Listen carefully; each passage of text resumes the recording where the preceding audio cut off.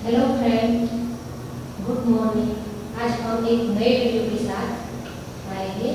वो ग्रामर का वीडियो हमने स्टार्ट किया है, उसका दूसरा भाग है, बट आगे हम चला देते हैं।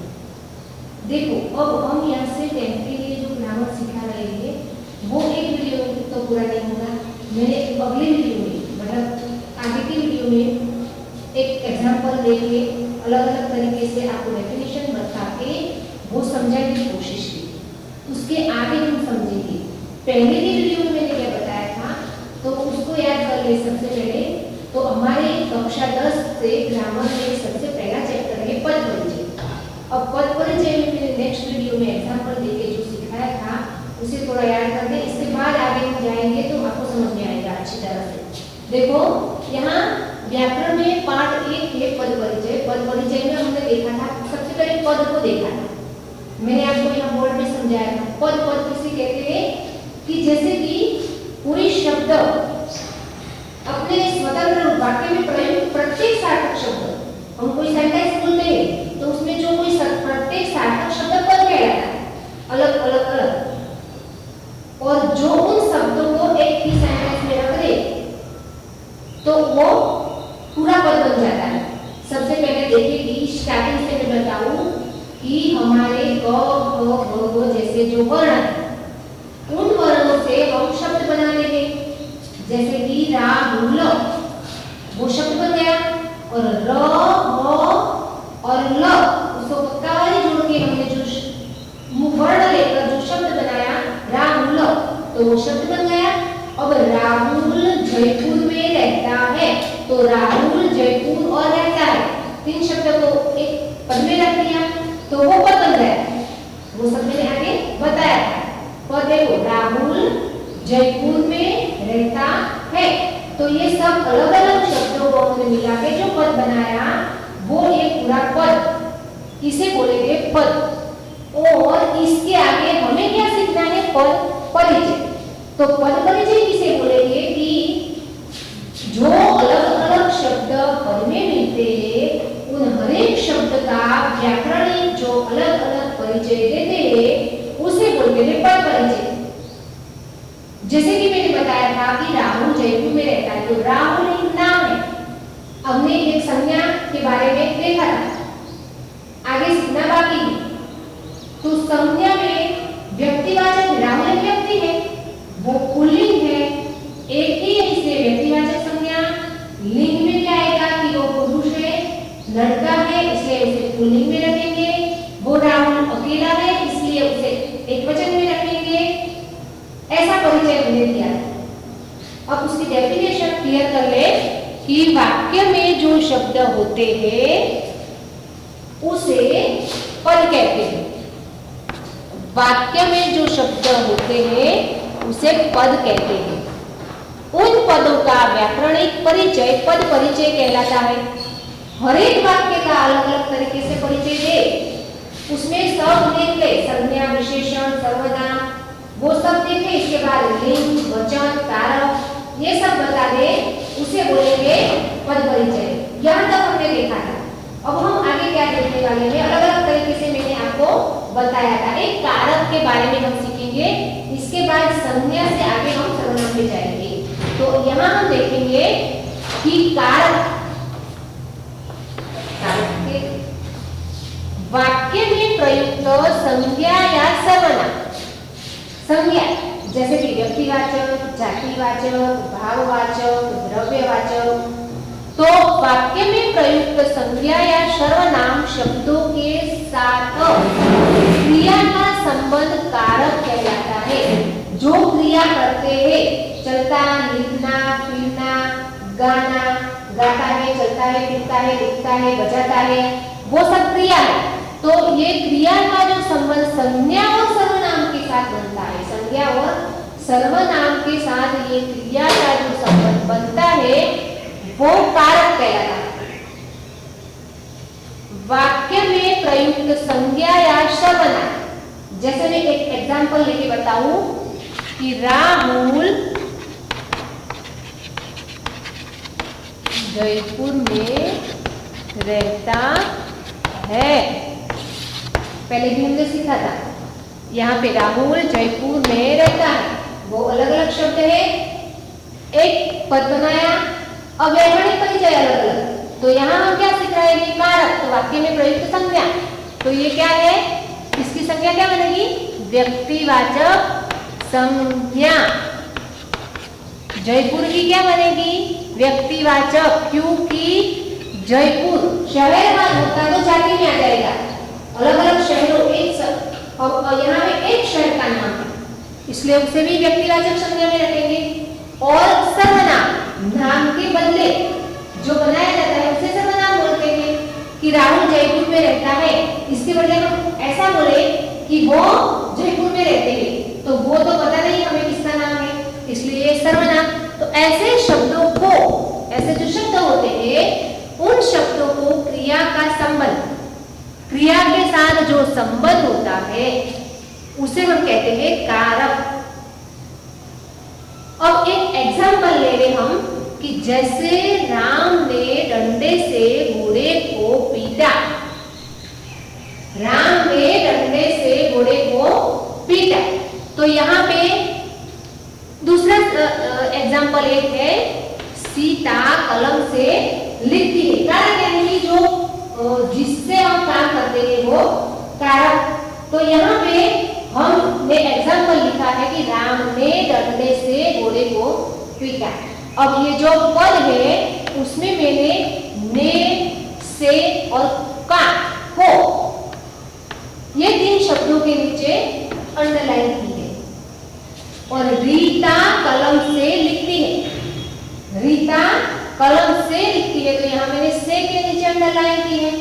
तो हम जानेंगे कि कारक इसमें कौन सा है। तो ये ने, से और को ये कारक है, और इस सेकंड सेंटेंस में ये से है वो कारक है। अब हम समझे कि कैसे कारक कहलाता है। तो राम ने डंडे से घोड़े को पीटा, तो यहाँ पे राम वो संज्ञा है, राम वो व्यक्तिवाचक संज्ञा है। राम ने किससे डंडे, किसको किससे पीटा, तो यहाँ पे राम ने डंडे से घोड़े को पीटा। तो ये घोड़ा, घोड़ा वो कारक, कारक में ने लगाएंगे से को, क्योंकि किससे, तो कोई साधन तो जरूरी है ना, किससे पीटा घोड़े को, तो डंडे से, राम ने डंडे से, और घोड़े किसको पीटा, घोड़े को किससे पीटा, डंडे से, किसने पीटा, तो राम ने। तो ये शब्द कारक कहलाते हैं। राम ने किससे, तो राम ने डंडे से, और किसको पीटा, तो घोड़े को। तो ये तीन शब्द वो कारक है। अब सेकंड सेंटेंस में रीता कलम से लिखती है, तो ये क्रिया है। तो ये क्रिया का जिसके साथ संबंध जाता है, ये पीटा ये क्रिया है, तो पीटा तो किससे, किससे, तो ने से को। तो ये क्रिया का जो संबंध कारक के साथ कहलाता है। राम, डंडा, घोड़ा, ये सब हम संज्ञा या सर्वनाम में संज्ञा है। तो ये संज्ञा में क्रिया के साथ इसका संबंध है। ये पद को किसने जोड़ा है, ने से और को, ने से और को से ये पद जुड़ गया है, तो क्रिया का संबंध बन गया। घोड़े को पीटा, किससे, डंडे से, किसने, तो राम ने, तो राम ने डंडे से घोड़े को पीटा। एक क्रिया का जो संबंध, ये क्रिया है। इस सेंटेंस में पीटने की क्रिया की गई है, तो ये पीटने की जो क्रिया की गई है वो क्रिया किससे, किसको और किसने की है वो बताया गया है। तो वाक्य में प्रयुक्त संज्ञा या सर्वनाम शब्दों के साथ ये सब संज्ञा है, इसलिए इस क्या क्रिया के साथ संबंध बनता है, इसलिए हम इसे कारक बोलेंगे, ने से और को। अब सेकंड सेंटेंस में बताया कि रीता कलम से लिखती है, तो यहाँ क्रिया कौन सी हुई, लिखने की, और कर्ता कौन है, लिखने वाला, रीता। किससे लिखती है, कलम से, कलम से। तो ये जो क्रिया का संबंध बना कारक के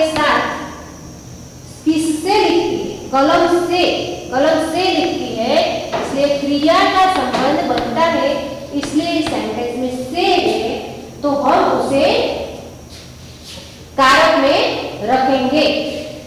अब हम आगे देखें कि कारक चिन्ह और अर्थ। कारक किसके साथ जाता है, इसका हम देखें तो सबसे पहले कारक साथ है।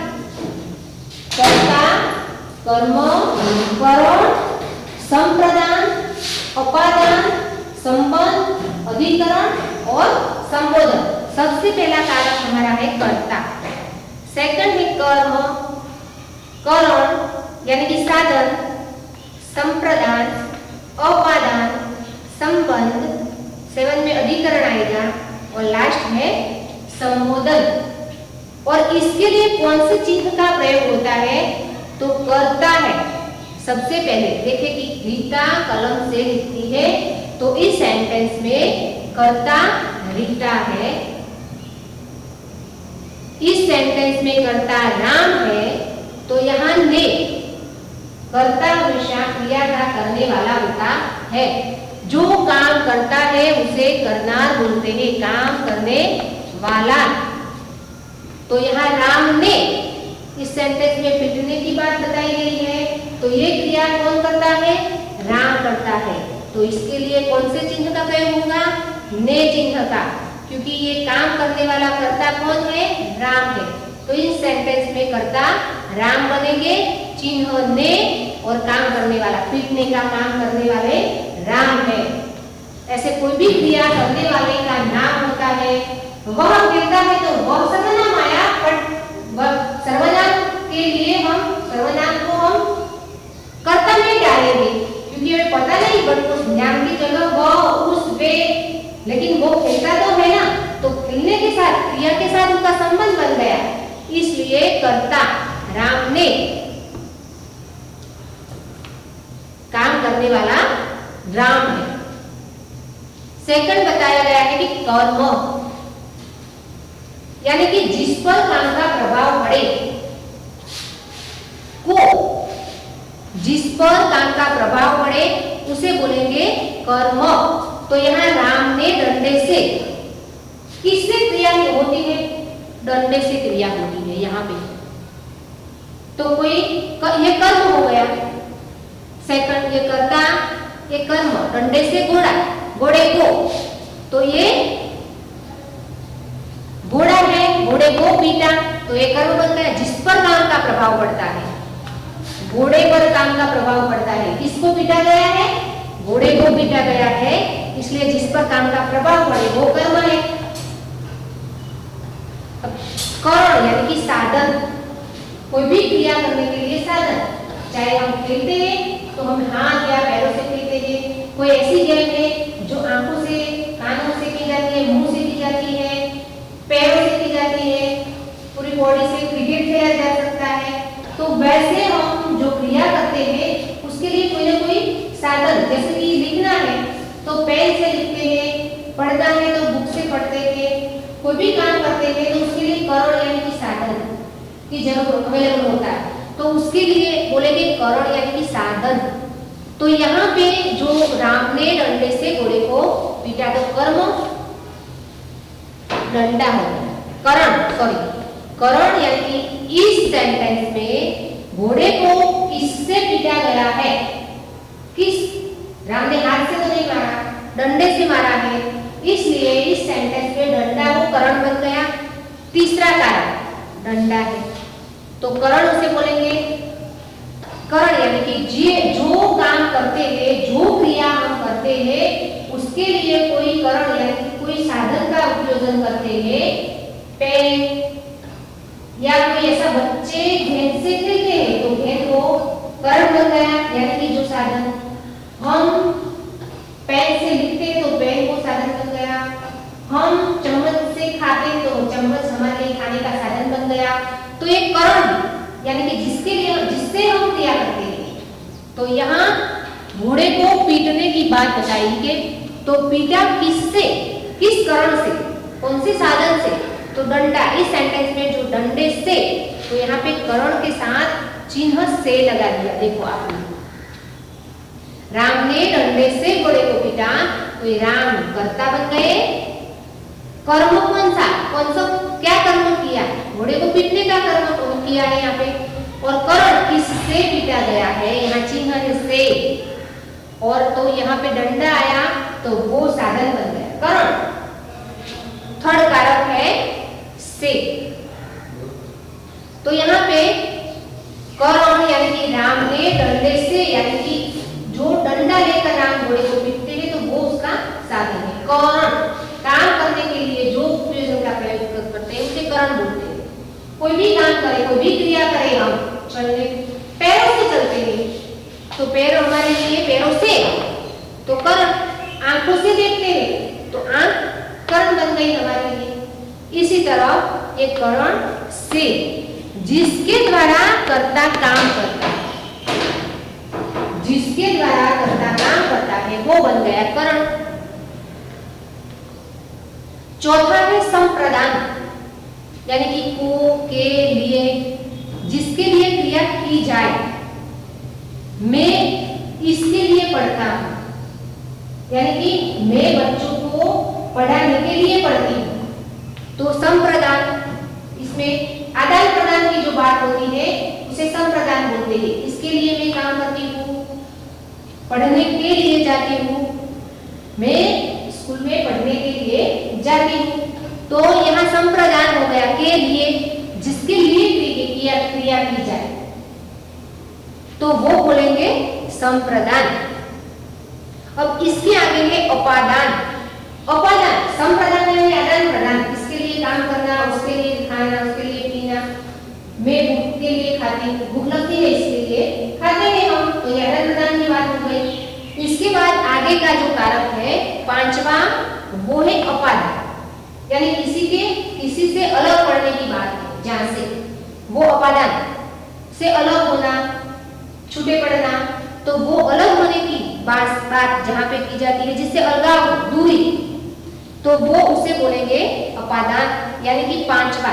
जैसे कि मैं बताऊं कि पेड़ से पत्ता गिरता है तो वो पत्ते की गिरने की जो बात है वो पेड़ से पत्ता अलग हो गया, तो वहां पांचवा कारक बनता है उपादान। पेड़ से पत्ता अलग हो गया, बुक से पेज अलग होके नीचे गिर गया, तो ये जो अलग होने की बात है वहां बनेगा उपादान। यहाँ पे अलग होने की बात बताई गई है, जिससे अलगाव, छूटे पड़ने की जहां पे बात बताई गई, तो वहां पांचवा कारक बनेगा उपादान कि किससे अलग होते हैं, जिससे अलग होते हैं, जिसके अलगाव होता है उसे बोलेंगे पांचवा कारक उपादान। 6 नंबर का कारक है संबंध। इसका है, इसकी है, के, की, रा, री, रे, अन्य पदों से जो संबंध बना रहता है इसको बोलेंगे संबंध। किसी के साथ अन्य पदों का किसी के साथ संबंध होता है उसे हम बोलेंगे संबंध। इसके लिए प्रयोजन करेंगे का, की, के, रा, री, रे। ये इसकी बुक है, ये बुक राहुल की है, ये पेन मेहुल की है। तो यहाँ पे जो का, की, रे, तो यहाँ पे ऐसे जो सेंटेंस हम यूज करते हैं इसका इसके साथ संबंध है। जैसे कि मीना रीना की बहन है, मीना रीना की बहन है, तो मीना रीना दोनों सिस्टर है, इसलिए उसका इसके साथ संबंध बन गया। तो इसके लिए चिन्ह क्या लगाएंगे, मीना रीना की बहन है, तो रीना की किसकी बहन है, मीना रीना की बहन है। इसके लिए मैं पढ़ाने के लिए, आपको समझाने के लिए काम करती हूँ, तो अन्य पदों का जिसके साथ संबंध है उसे बोलेंगे ये संबंध कारक।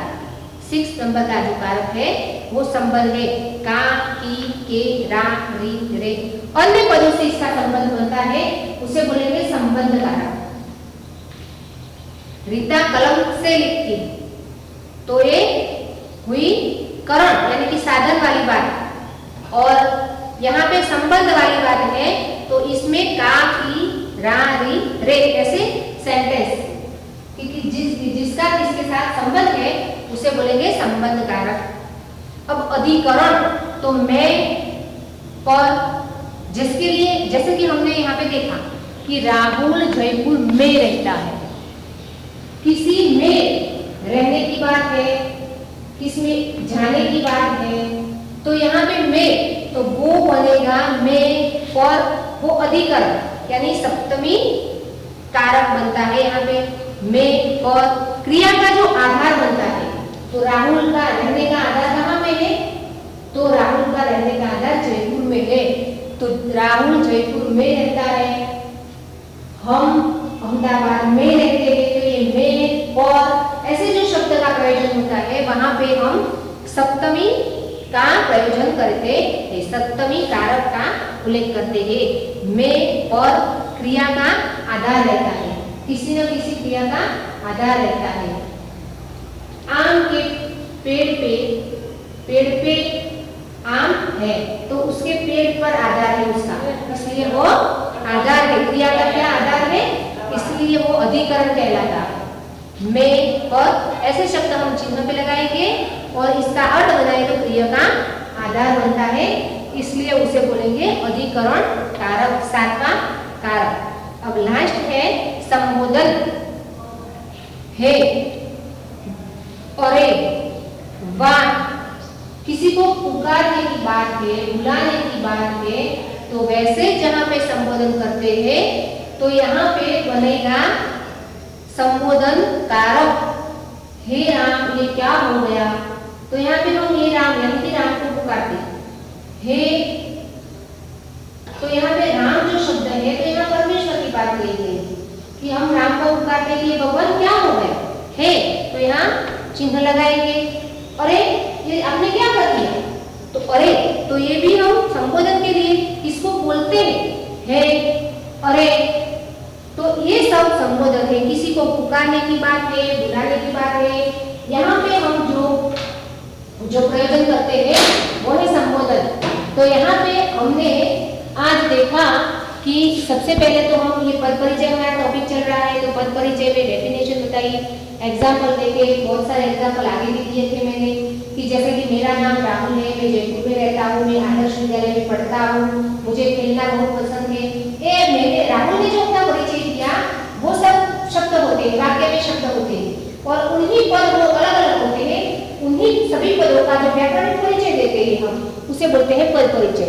इसमें हम कारक की बात करें तो आज हमने देखा कि कारक, तो कारक वाक्य में प्रयुक्त संज्ञा या सर्वनाम, तो हमने संज्ञा के बारे में देखा है, आगे हम सर्वनाम के बारे में देखेंगे।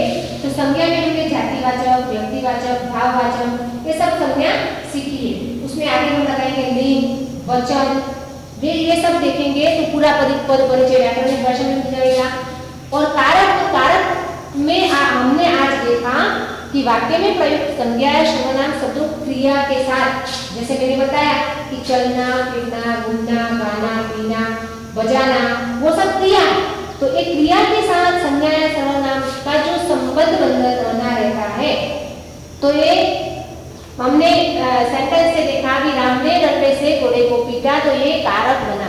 तो कौन से अलग अलग कारक है वो मैंने 7-8 कारक यहाँ पे समझाए, तो इसके लिए चिन्ह भी बताए गए और इनके लिए अर्थ भी बताए गए।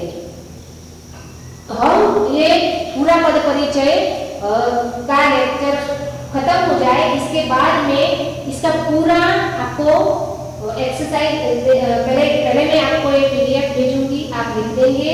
इसके बाद हम एक्सरसाइज करेंगे, फिर से अलग अलग एग्जाम्पल लेंगे, इसके बाद हम इसके लिए होमवर्क देंगे और कैसे पद परिचय में से कैसे एग्जाम में क्वेश्चन आते हैं वो भी मैं आगे के वीडियो में बताऊंगी।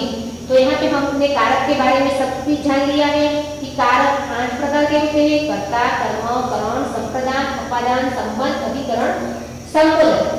और ये सभी कारकों के लिए कौन कौन से चिन्ह बनते हैं, जैसे कि कर्ता के लिए ने, कर्म के लिए को, करण के लिए से यानी करण साधन है, संप्रदान को के लिए उपादान से अलग होने की बात है, संबंध जुड़े रहने की बात है, अधिकरण में पर इसके किसी में आधार रखने की बात है, लास्ट है संबोधन, किसी को बुलाना है, किसी को पुकारना है।